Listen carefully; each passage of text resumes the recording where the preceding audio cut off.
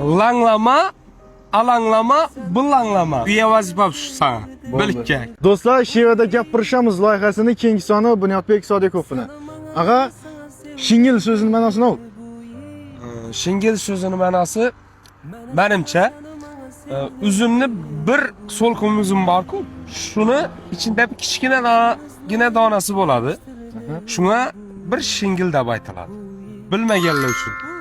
Meni bilishimcha zo'rmi? To'g'ri. Keyingisi Jalatay. Adabiychada shallaqi, ya'ni o'zlarimiz soddaroq tilda tushuntirsak, erkek turu qiz boladir, ishtonni kella giydi degan ma'noni beradi. To'g'ri emasmi? Ajoyib. Uchinchisi Pam. Pam hozirgi kunda ayrimlara yetishmay turgan narsa bu. Buni adabiychada aytadigan bo'lsak, farosat deb tushunaman men.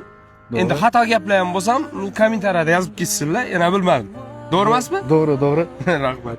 Bu savollar yoqdi. Bu savollardan ilhomlangan holda men o'zim ham muxlislarga, ya'ni sen ham o'zim savolim bor. 3 dona meniki. Langlama, alanglama, bulanglama. Uya vazifam shu sana.